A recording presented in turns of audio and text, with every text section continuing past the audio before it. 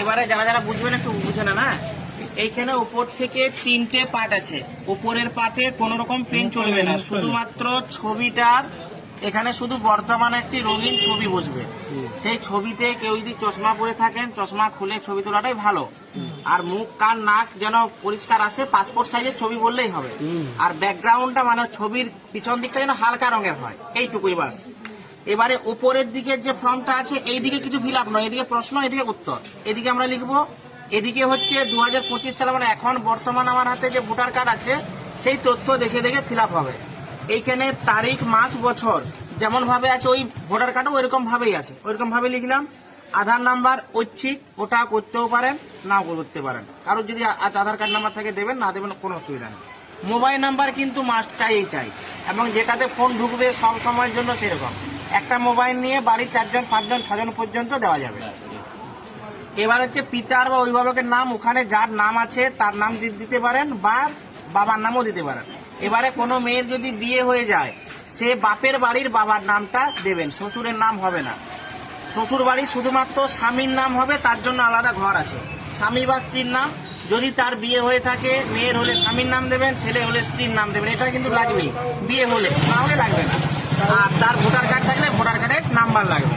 আর এখানে মায়ের নাম লাগবে, মানে মায়েরটা হচ্ছে মেয়ের যে বিয়ে হওয়া মেয়ের ক্ষেত্রে বাপের বাড়ির মা, শাশুড়ি নয়, ঠিক আছে? সবকিছু হচ্ছে বাপের বাড়ি। ছেলের ক্ষেত্রে তো মা একটাই, মানে যা হবে সব হবে বাপের বাড়ি। শ্বশুর বাড়ি শুধু স্বামীর নামটাই থাকবে, আর কারোর নাম থাকবে না। এবারে আসছে এইদিকে 2002 সালের মূল যে তথ্য, কারুর বয়স যদি 40-এর উপরে হয়, নিজের নাম যদি 2002 সালের ইয়েতে থাকে ভোটার লিস্টে, তখন বাম দিকটা আমরা ফিল আপ করবো। আর তার যদি না থাকে তাহলে তার বাবা অথবা মা, ঠাকুমা, ঠাকুরদা, তার জন্য ডান দিকটা ফিল আপ করবো। এইদিকে যেমন ফিল আপ হবে, এইদিকেও সেরকম ফিল আপ হবে। একটা দিকে আমি ফিল আপ বলে দিচ্ছি। নির্বাচকের নাম, মানে ওই 2002 সালের লিস্টে যার নামটা আমি দেখছি, আমার নাম হোক বা আমার বাবার নাম হোক, সেই নামটা আমি লিখবো। আমার নাম যদি থাকে আমার নাম লিখবো, আর যদি আমার নাম না থাকে বাঁ দিকটা করছি না ডান দিকে করবো, তখন আমার বাবার নাম লিখবো বা মায়ের নাম লিখবো বা ঠাকুমা বা ঠাকুরদা। আর যদি কারোরই নাম না থাকে, এমনও হতে পারে 2002 কারোর নাম নেই, দুটো লিস্টে ফাঁকা রাখবে। শুধু উপরটুকুন ফিল আপ হবে, ছবি সাঁটাবেন, সই করবেন, বাস, বাকিটা ওনারা বুঝে নেবেন।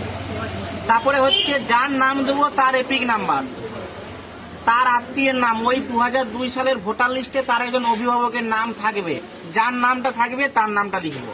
এক্ষেত্রে বলে রাখি, অনেকেই আছে ভোটার কার্ডে এখনের হোক বা 2002 হোক ভুল থাকতে পারে, টুকটাক ভুল, যেটা থাকবে সেইটাই লিখবো, ভুল থাকলে ভুলটাই লিখবো। আর যদি এমনও থাকতে পারে যে 2002 ভোটার লিস্টের নাম মানে ভোটার কার্ডের নাম্বারটাই নেই, লিখবো না, এখানে নেই, লেখা আছে এপিক নম্বর যদি থাকে। অনেকের ফাঁকা আছে, থাকলে দেবেন, না থাকলে দেবেন না, কোনো চাপ নেই। এবার আত্মীয়ের নাম দিয়ে দিলাম। আত্মীয় সম্পর্ক, মানে যার নাম 2002 দিচ্ছি, তার সাথে তার যে আত্মীয় আছে, মানে তার যে অভিভাবক আছে, তার সাথে তার কি সম্পর্ক, এখানে আমার কোনো রোল নেই।